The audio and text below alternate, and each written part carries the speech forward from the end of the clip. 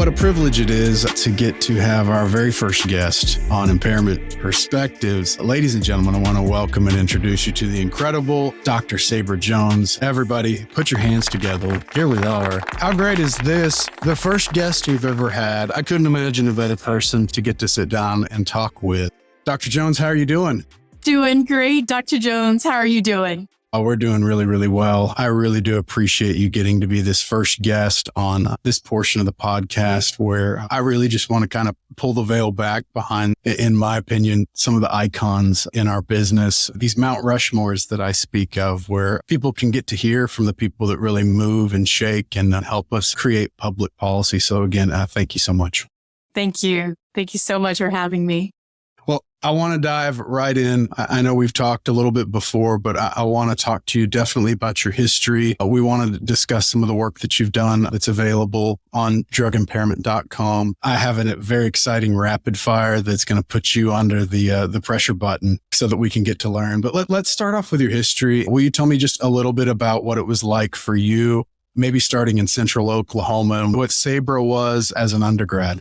I am originally from Texas. I'm originally from a really tiny town in Texas, but something that I think was really impactful for me and probably a lot of us in the field is when I looked around at people, I saw a lot of substance abuse, especially alcohol use. And I just remember sort of growing up thinking, why does this happen? I also saw a lot of mental health issues and a lot of self-medication with substances. And again, that was just something that really stuck with me throughout growing up. And when I went to school, my limited, naive thought was like, maybe I need to go into psychology or psychiatry and help people in that way. And then I quickly realized as a college student who also worked full time, I worked in customer service for Delta. And I realized I was like, you know what?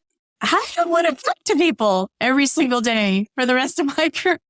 And so I stumbled into a Intro to Forensic Science course, and at the same time, an Introduction to Criminal Justice course. And that is where I learned about forensic science and then forensic toxicology. So even at that point in my undergrads, I still didn't really know what that meant and what a career in forensic science or forensic toxicology would look like. And so it really did take me getting towards the end of my undergraduate career where I needed to do an internship. Again, I was in Oklahoma. I was at the University of Central Oklahoma, and I literally typed in, because I loved working for Delta, I loved aviation, I loved the airline industry. I was like, could I somehow marry my love of the aviation industry and forensic science together? And I stumbled upon the Federal Aviation Administration's toxicology lab. And strangely enough, I stumbled upon Dr. Dennis Canfield's phone number. I literally picked up the phone and I called them. He answered. And instead of a secretary or somebody else from the laboratory, and I just blurted out that I was a criminal justice student at the University of Central Oklahoma. I wanted a career in forensic science. Would you give me an internship? And what was amazing about it, he said, well, you know what? I used to be a cop. I'll take you. He was a Massachusetts State Police officer who found his way into forensic science, ultimately went to Northeastern University, got his PhD, and then eventually made his way to running the FAA's toxicology lab for a really, really long time. I got in an internship. I actually was really concerned that somehow I was not going to be able to satisfy the number of hours I needed. So I decided to get 2 internships at the same time. I would literally sometimes go to both internships on the same day, or maybe on Monday, Wednesday, Friday, I was at the FAA, and the rest of the time I was at a small police department in Oklahoma, in Minowa City Police Department. They're very different internships. One was purely lab-based in the forensic toxicology lab, and the other one was crime scene investigation with some testing that was done back at the police department in their very tiny little crime lab. Towards the end, they both had jobs available. I really didn't know even then which one I should take. I didn't know which one would be like the most rewarding career. So I ended up going to one of the employees at the FAA. His name was Pat Cardona. And I said, Pat, you've retired from the Oklahoma State Bureau of Investigation. You now work for the FAA. I've got these 2 opportunities. Which one should I go for? And he was like, you take the federal job. And that really was it. That's how I started my career in forensic toxicology, literally through the advice of someone I trusted and I worked with there at the FAA. And it was just a great experience for me. And I've never looked back. What an incredible story. And I believe that good things happen to good people. And it must have been really fortunate for you that maybe this is just by luck to a certain degree. You start looking and you just so happen to look at an incredible place like the FAA lab. And I know we have some colleagues that work there today. It's almost like whenever you start looking, you looked at the best and it worked, right? I know. Yes. Total luck. Yes. I have a similar kind of background, as you are aware, and it's somewhat unique. And maybe that's a common fiber that we'll kind of unearth here, where a lot of us that end up in this industry, whether it's substance abuse in our hometown or our families or things like that, lead us down this path of life. Was school something that came easy to you? No, actually, I felt very ill prepared for college. I didn't have like the college fun. I didn't have a lot of money, so I was constantly working at least one, sometimes 3 jobs and going to school. So I never had that traditional college experience. It really was the people I worked with at Delta that were also in the same boat as I was. We would have our college experience, but it was very different. It was at odd times and things like that. So I was constantly feeling like I was rushing to the next thing and the next thing.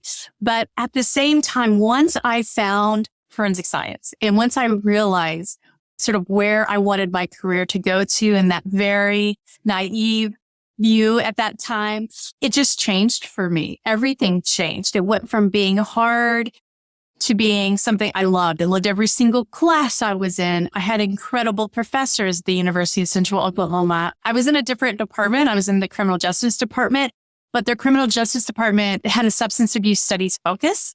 And so I was able to take all those courses that I really wanted to take that would help me understand substance abuse.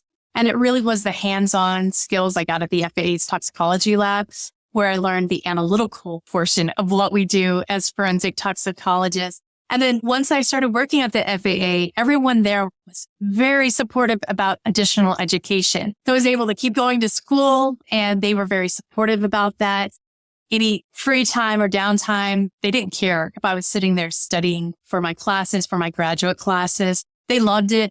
They would try to get me when I was in a position where I couldn't run away and try to test me on things because I would inevitably not have enough money for all the textbooks that I would want, right? Like a copy of the SALT's Disposition of Toxic Drugs and Man. I would go and I'd go into our little library and I would take it and I'd go to the copy machine and I would copy all the things I wanted to. If they were walking by, somebody would come and just walk in and be like, I see you're copying heroin. What's the PKing of heroin? They would just literally quiz me on the copy machine. So it was a great environment to be in, to feel really supported about getting additional education.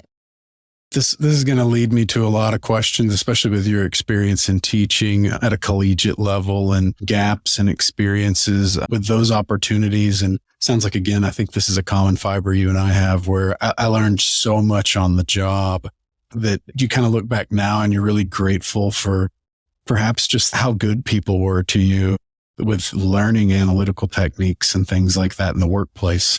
Yes, absolutely. I couldn't have ended up at a better place to start my career. I got to be involved in casework, but I also got to be involved in research. And it did kind of take a bit for me to be able to break into the research aspect of the job. But it really came down to a couple of folks at the FAA, Dr. Robert Johnson and Dr. Rusty Lewis. They somehow learned that I wanted to be involved in research and they were actually in a different group than what I was in. And so they said, we're putting together a research project. It's a 3-part research project looking at illicit drug use in aviators. Would you like to help us? Would you like to be involved in it? And I jumped at the opportunity with the first real conference I ever presented at. It was at an aviation conference for aviation medical examiners.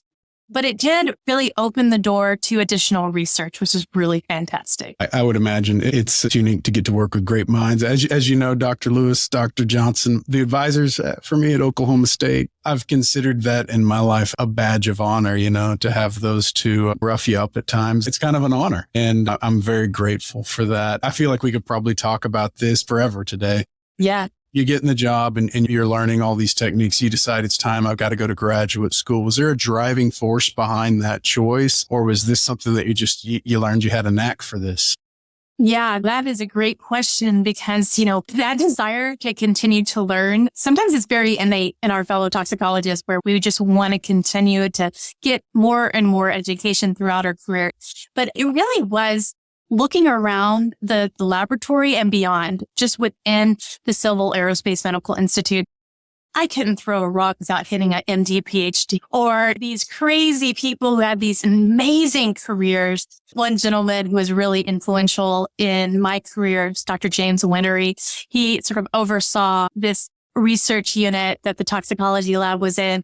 He was an astronaut candidate. Like, he was from the Air Force. He's a pilot. He's an MD. He does all these incredible things, but you would never know it from talking to the guy.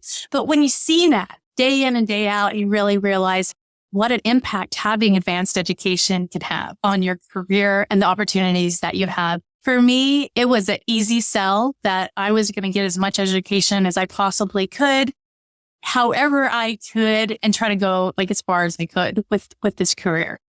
Yeah, I kind of followed a similar path in that you're a lot smarter than I am, but I didn't really know I still don't really know what I want to be when I grow up. Maybe it's a podcaster, but being an undergrad and then choosing to go to graduate school, for me, it was really more about the fact when I was in Texas in undergrad, I graduated with like 350 forensic science majors. And so the only thing that I knew for certain, I wasn't getting a job if I stayed in Texas. And so I had to go to Philadelphia, and I went there. And I felt like graduate school for me was really a blossoming. I had a great lab that I worked for. People were so patient with me. There's a chemist, I believe now he's based out of Dover, Delaware. His name's John Christophic. And John was just the most patient person. And he had such a thumbprint on my career. I don't know if he'll ever know that, but I owe him so much because he really probably looked at me as just this giant gorilla that knew nothing. And all I did was break stuff in the laboratory. That was every day. I just took these hands and broke things, and he taught me a lot. With me, the doctoral work came later in life. And what was that like for you? Yeah, that was something I knew that I wanted. I started investigating and trying to find a PhD program when I was at the FAA. I had finished my first graduate degree in criminal justice. I then went on to get 2 additional master's degree, one in forensic toxicology, one in drug chemistry. And no matter what you do, multiple master's degrees do not equal a PhD in anyone's mind. People make fun of you a lot. You're like, all right, I got to do something about this. And so I started with OU actually while I was there. And I thought, okay, many people I knew at the FAA had gone to OU for their PhD, but they really wanted me to leave the FAA and do it full time and be a full-time student. I had never been a full-time student, really. I never not had a job. I wasn't quite ready at that point to give it up. And so I kind of kept looking. I even looked at University of Texas, that they wanted me to be a full-time student, leave the FAA, go there.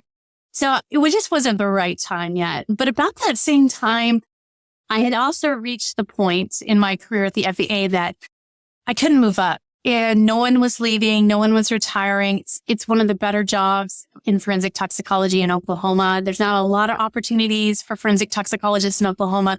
So the Tarrant County Medical Examiner's Office, their lab director, she had seen me at SAT at the Southwestern Association of Toxicologists conference. She knew I was trying to move up in my career. So she kind of recruited me out and said, hey, you can stop being a lab technician and you can be a senior forensic toxicologist in our lab. I finally was at a point I was like, okay, I'll do it. And it was such a hard decision. It was such a smart decision. But again, taking that risk to leave something I was very comfortable with, that a position I absolutely loved and saw myself at for the rest of my life, until I was too old to come to work, to make that move. It was such a great decision. And then again, I made the move and all these other opportunities opened up. I was able to go into this from the lowest position in the lab to the second highest position up below the laboratory manager. I got to be the quality manager of the lab, the tox lab and the seized drugs lab. Again, tons of more opportunities there.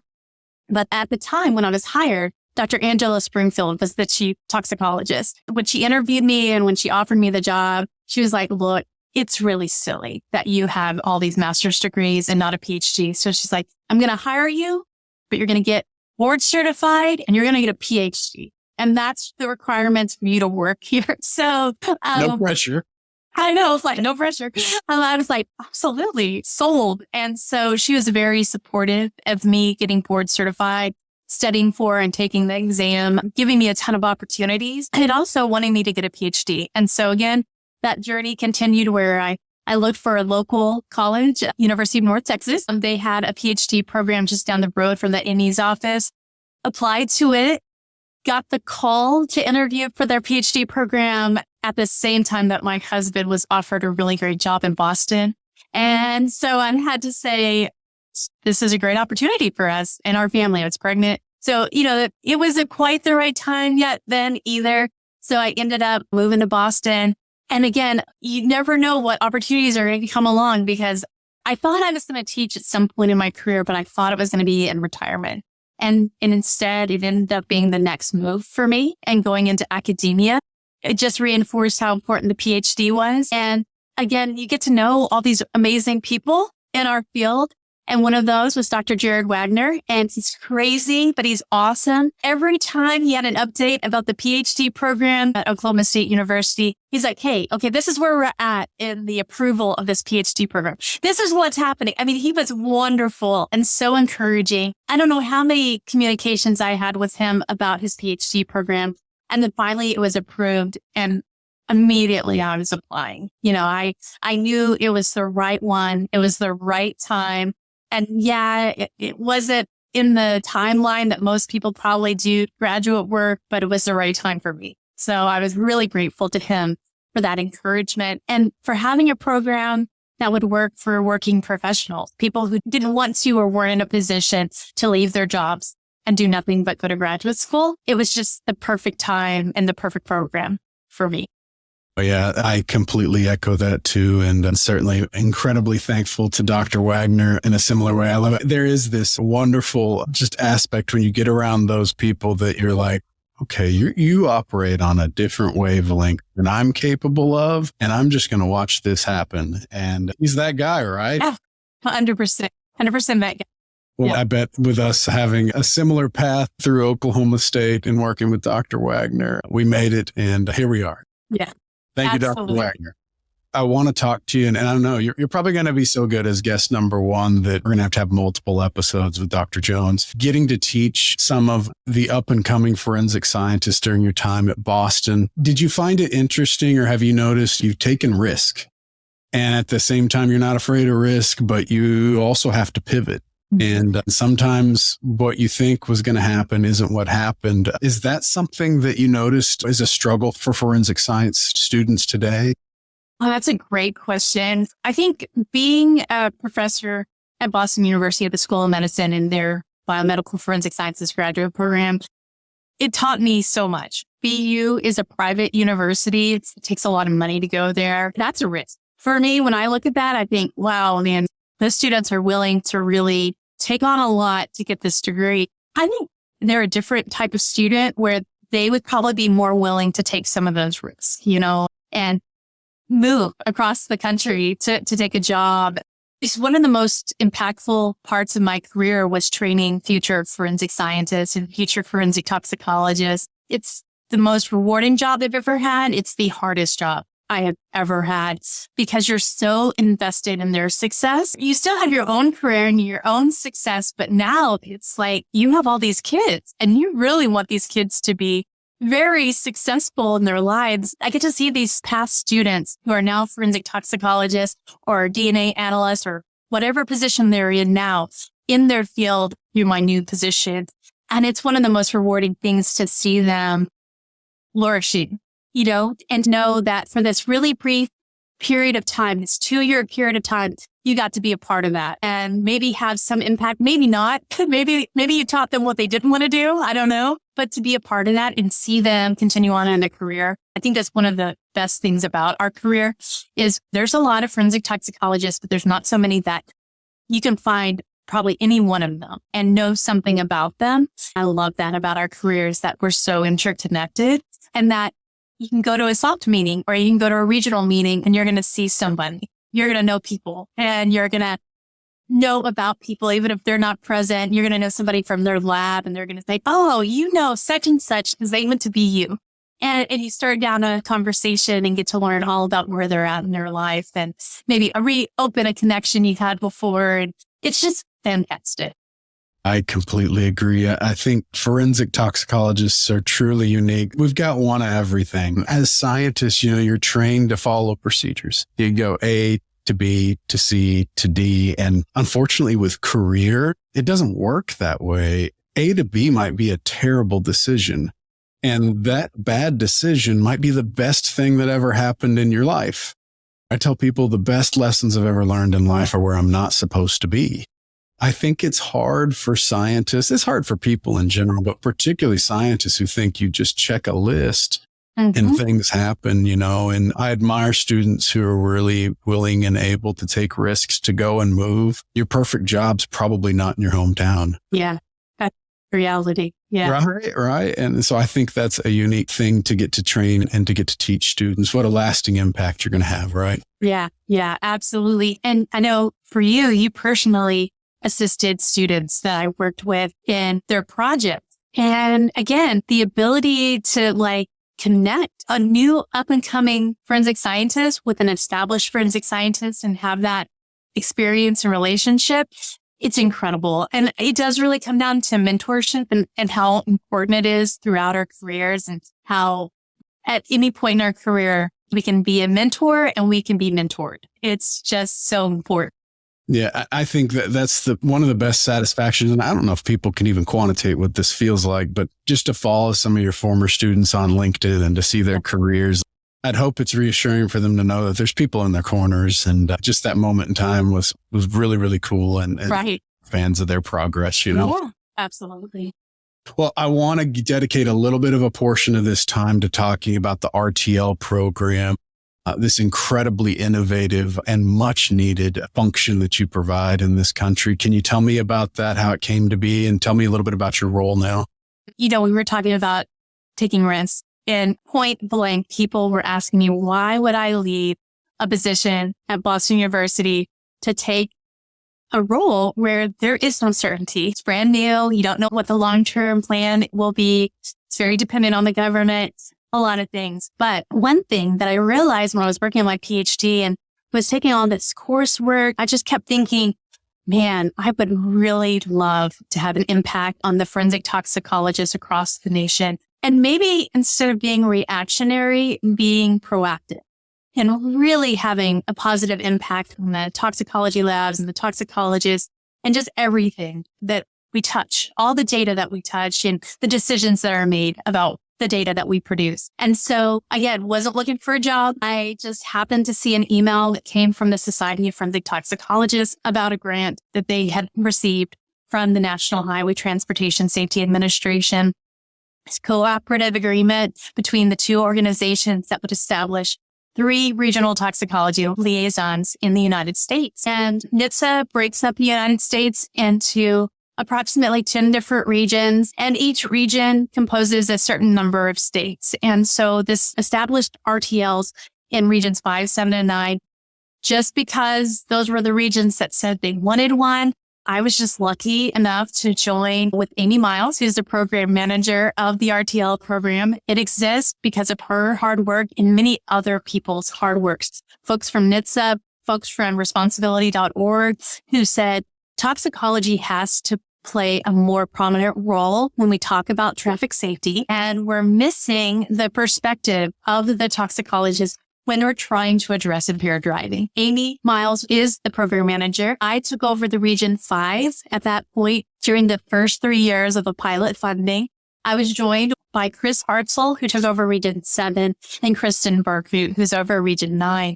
And so for those first 3 years, we've been identifying all the forensic toxicology labs, coordinating with them, asking them the challenges that exist in their labs to provide comprehensive testing, what any challenges with funding, with staffing, with space, with instrumentation, all the things that go in to be able to provide comprehensive toxicology testing, trying to figure out how can we better support our forensic toxicologists so that they can do the best job that they can do in testing so that we have better data. that goes up all the way through to the federal government. So decisions get made off that data that is accurate and reliable.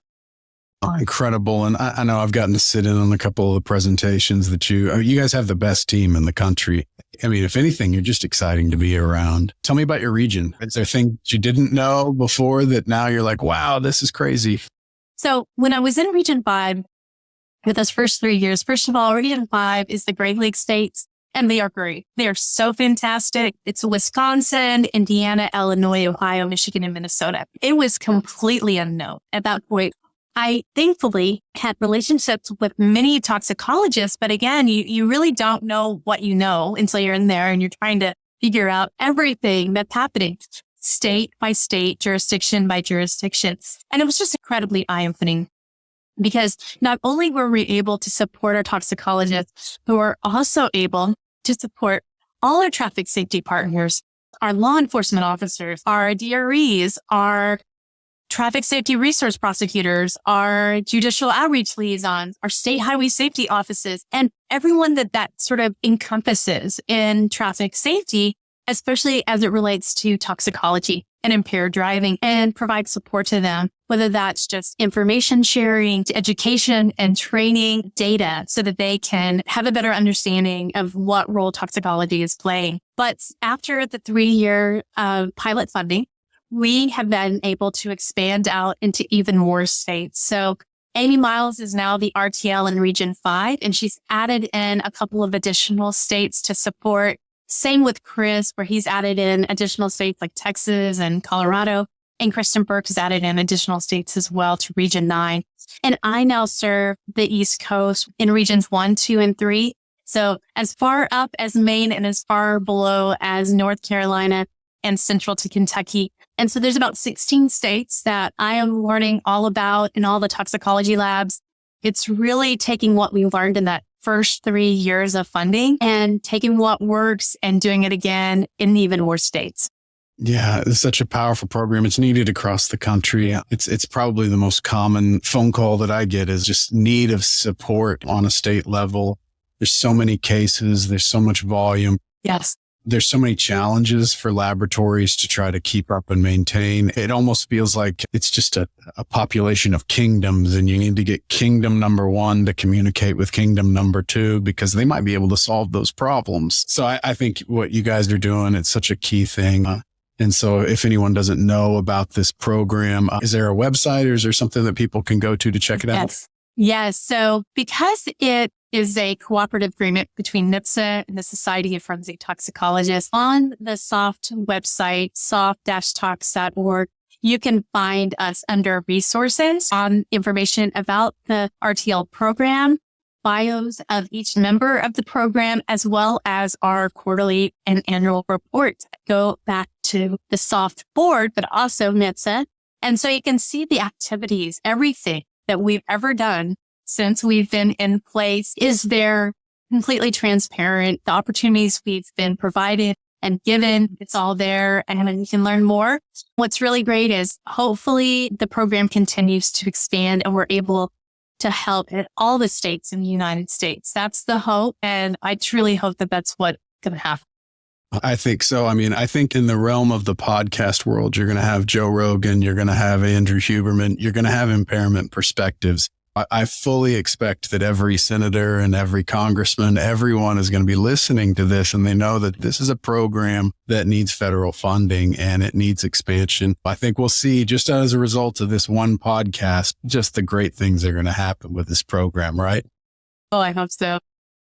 Well, Dr. Jones, here's what I want to do. I know you've been working through drugimpairment.com and being able to deliver really purposeful content to individuals, not just in the realm of toxicology, but in law enforcement, those who are interested in policy changes. I want to load up, if you don't mind, the website now just for anyone who's tuning in so that they can kind of see what's available. Just talk about the experience of filming these. What was it like? I see here that one of the very first things that you taught on here that's available is this forensic toxicology standards and impaired driving. Will you talk a little bit about that? Absolutely. Standard development is something I'm incredibly passionate about, as are our fellow RTLs. Most of us have either been involved in the development or provided feedback about developed standards and or implementation when it comes to standards. They're incredibly important in our field. The standards development process, it's been in place, but it really became formalized in the United States about in 2014. We've hit 10 years at this point of having standards being developed and published in the United States. But one of the most important ones that really impacts impaired driving is a document, ANSI, American National Standards Institute, Academy Standards Forward 037, practice recommendation on testimony and forensic toxicology. Part of the reason why it's so important is, first of all, it's one of the most often encountered documents in courtroom testimony, whether it's in pre-trial where you're developing a line of questions that you may be asked in your courtroom testimony as a forensic toxicologist, or actually in the field. It's an incredible tool. And the reason why it's so incredible is that it really outlines what's appropriate for a forensic toxicologist to testify to and what's inappropriate for us to be asked. Not only is it a resource for us as forensic toxicologists, it's a resource for our prosecutors and our defense attorneys and our judges when they are interacting with us to know what's right and what's not right. Unfortunately, there are going to be some bad players when it comes to testimony, individuals who might be not providing scientifically reliable testimony. And that's where 037 comes in. It really shows what's appropriate when somebody's talking about something. Should be backed by scientific principles, and there should be references and things of that nature, because we really do want every individual who comes into contact with the criminal justice system to have an equal opportunity to a fair trial. And part of that is standards and the fact that wherever you are, you should be able to rely upon the results that are being presented and talked about. You should know that they're validated methods, that the instrumentation has been assessed for its intended purpose, that the reports are clear, that you understand what testing was done. Everything that touches that case, you should be able to have confidence in it. And that's why standards are so important to us and to our field. Absolutely. And certainly I can't imagine a better spokesperson. You started to film these seminars, and how purposeful is it to not only have this available for anybody who wants to gain an understanding about this process, but then to also receive ABFT continuing education credits for that? Yeah, absolutely. And I think that's one thing about drivimpairment.com that why it's so powerful is it's reaching a much wider audience than just, say, a forensic toxicologist or a law enforcement officer. It really can apply to so many different stakeholders and in the impaired driving realm and beyond impaired driving as well. We really do want individuals to have the education and training that they need. And part of that too is board certification. So maintaining that can be challenging if you are going to conferences on a regular basis. But when you have access to online training and receive ABFT credit for it, that's huge. I mean, that really is powerful for continuing education. And so it's something I think that probably makes a whole lot of sense for forensic toxicologists to sit back, observe, and do that. But also, I mean, I think anyone who's interested in drug impaired driving, alcohol impaired driving, forensic toxicology, how it applies to results, you have a lot to learn from this, and certainly to at least admire the efforts that are going into unifying forensic toxicology in our country, right? Absolutely. Well, fantastic. Listen, this is the exciting part, Sabra, because now I get to try my cool little switchboard here. And what we're going to do with the final of this, you've been on here, you've been gracious, you've given me more time than I even requested here. But now we've got the rapid fire pressure sequence portion of our questions. And this is important. This is what everyone asked. They said, listen, we know who Sabra Jones is. She's on Mount Rushmore. This is the who's who, the bee's knees in forensic toxicology. Let's put her in the pressure pot to see if she's actually human or is she just superwoman like we expect. And so you can already feel the pressure. I've got 5 basic questions that I want to ask you just so people can get to know you better. So you ready? Ready. All right. Question number 1 for Dr. Jones. After a long day, airplane riding, jet flying, limousines. When you get home, what is your go-to food after these long days? Oh, this is bad. My go-to food is definitely it's going to be chocolate. That's going to be the first thing. It always is. Always, always. I kind of like freak out if I don't have some chocolate near me. So yeah, I'm going to go with chocolate.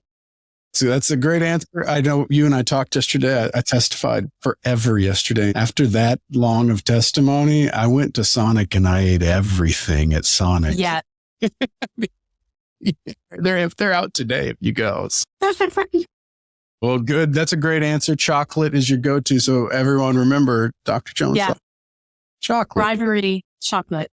All right. Question number 2 is one of my favorite ones to ask. If you could have a dinner with any historical figure, who would it be and why?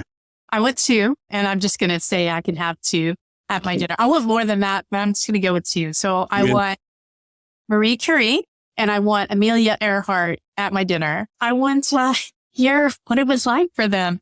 I think that would be the coolest thing. Again, aviation or transportation and some chemistry, just bring it all together. And yeah, I think that'd be awesome. That's it. I didn't draw that conclusion other than the fact that incredible. I mean, I could imagine the conversations with Amelia Earhart to have, but that makes sense with you and your history. Well, that's a good one. Okay, good. Well, it'll be interesting to see what other scientists say on this show. And I know we've talked a lot about this today to a certain degree, but for you, what's the best advice you've ever been given? Ooh, I don't know who said it or where I read it. I wish I did, but just don't take no for an answer, or just because you got to know when you asked a question or you tried to do something doesn't mean you shouldn't keep trying in other ways, in other aspects of your life. And a really good example of that is, early on, you get involved in research, your writing's kind of crappy. You submit a paper and it doesn't get accepted, right? And it's heartbreaking and it's painful. But you know what? That happens to maybe not everybody, but a lot of us, it happens to. And that is okay. Doesn't mean you shouldn't resubmit a paper or revamp it, do it again. So that no is really, that it's okay to hear no, but it's also okay to keep trying and keep waiting to get that yes, because that's the thing. There's going to be yeses. And that was something I learned, and I think it was really powerful throughout my career. Oh, that's great advice. People need to hear that probably every morning, that this might not be the perfect day for you, but you're going to make it through and tomorrow will be better, perhaps. Yeah. Good advice. What's your favorite guilty pleasure TV, series, movies? Yeah. So I love Christmas. I love Christmas decorations. I go overboard on them. So as to be expected, Hallmark Christmas movies, they are not good quality. They're just not. They're the same movie over and over again. But yeah, I watch a ton of them from Thanksgiving to Christmas and probably a couple of days after. I just have to get it out of my system and then I'm good for the next, 10 and a half months. And then it starts over again. Part of me feels like my wife set you up for that question, but I actually feel like you're being truthful there. Yes. And wait, I want to know why, because I love your wife. I've only had the opportunity to meet her in person once, but she and I have spoken without your knowledge at times because she's Terrence and she's amazing. And I love her. Where does she sit on the Hallmark movie? She absolutely adores them. And at night, if I would get up and even remotely go to another room or go check on our kids or whatever, that channel's getting changed. And I just look around and it's there. Yes. I sat there and I gave her one night. I was like, I'm going to sit here and we're going to do this. And it was terrible. I know. We know this. We fully understand it. And yet, for some reason, we want to see it. And it's so funny because I would rather, paint with my husband than watch a Hallmark Christmas movie with him. Because again, in my head, I know this is horrible. He is judging me right now. She echoed that sentiment. She kind of looked over at me and was like, you can leave. Yes. Oh, that's great. I think this is a great question. I'm always so interested because to a certain degree, forensic toxicologists, you don't walk down the street and run into one. And so for many of us, we sort of fell into the field or it just seems so rare that you chose this path. But for you, if you weren't in this field today, do you have any idea what you would be doing? I'd be Dr. Joseph Jones and I'd write fiction or romance or something completely different. Like no crime thrillers, none of that. No, don't want to do any of that. And then second career would be a forest ranger. I would be by myself in my little forest ranger truck, driving around, maybe walking the trails of the forest, checking on the, moose. I don't know, but that's what I would do. It is somewhat interesting how I've always been a real restless soul, and I've tried on multiple times to meditate and, start my day right and all of that. It just doesn't work, but there's been some sort of connection that I've found if I can sit down and just write and kind of tap into some things that are going on in my head. We'll have to co-author something one day. Perhaps, right? Deal. It's been very calming for me. Well, listen, you've been great. I want to maybe end on something that I think is really important. I've got to know you really over my entire career. I used to get phone calls asking if I could get them in touch with my sister, Sabra. And so to that instance, if you had those people, and if there's people who are listening to this that would just love to kind of tap into the well under the tree of knowledge of Sabra, if you could give advice to just one person who's starting their career today in forensic toxicology, what would you tell them? I would tell them to get involved. However, that works out for them to be engaged in the field and volunteer in any way, whether it's remote assistance in the field, helping fellow toxicologists, whether it's at meetings or being involved in presentations or whatever it is. It's been the most impactful thing in my career. And I know that for some people, that's really not what they enjoy doing. But the opportunities that I have had been because I did that. Whether it's changing jobs, opportunities to collaborate with people, get to know people, it really is that. And it's so impactful. Most of my friends are going to be my fellow forensic toxicologists. And, getting to see them throughout the year is just one of the biggest highlights. And so it's just so rewarding to be involved beyond just our 9-to-5 jobs. Yeah, it's so true. What great advice. I know I was thinking while you were saying that more often than not, if something good happens to me, I text you about it. I know. That's how it is. And it's so rewarding. Well, that's incredible. Everyone is so proud. I mean, this is episode 01 of Impairment Perspectives. Dr. Jones, you've been a fabulous guest, one of my favorite people in the world. Thank you so much for getting us off to a great start. And thank you for everything that you do in this field to make us better. Thank you, Dr. Jones. It's such an honor to get to spend some time with you. Thanks for joining us.